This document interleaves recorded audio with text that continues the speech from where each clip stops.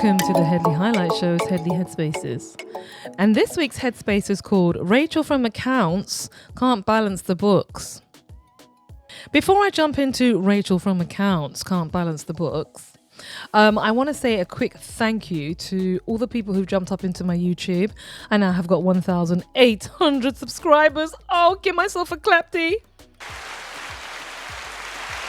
Thank you so much. Yes, I'm really pleased about it and I keep talking about it. So what can I say? I'm happy about it.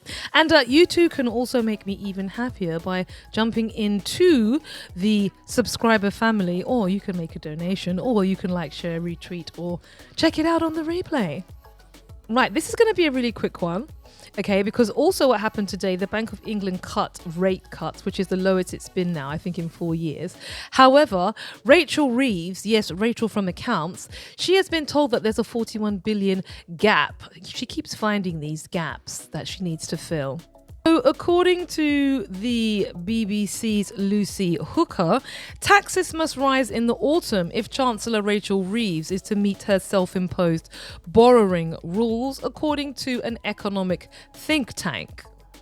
Let's not forget that we are just run by think tanks, which basically are lobby groups that have somebody else say what they want them to say, but they just pay to say it with another voice, as opposed to directly saying it themselves.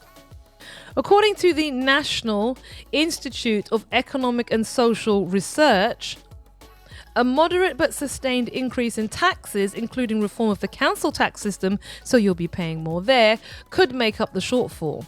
There could also be a tax on the gambling lobby. Not gambling lobby, but all those gambling companies, Bet365 and whatever it is that you hear on the radio every time you turn it on. The difficulty for Rachel from Accounts is that she set two rules for herself when she came in as the Chancellor.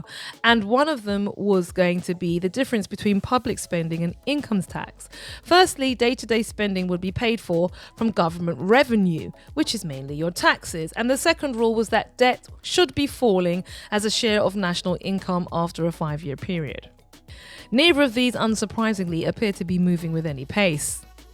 And what interested me is that there's always the spectre of an economic black hole. Why was there not the spectre of an economic black hole when you were just giving everything we owned to the Ukraine?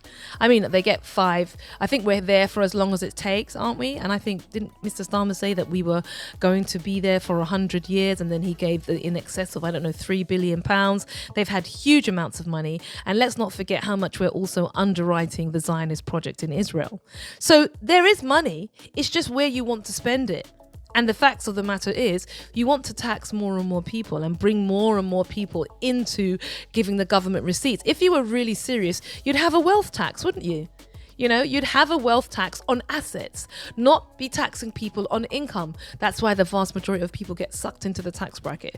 So for me, I'm not in any way surprised that Labour is mooting increasing taxes when we have the autumn budget.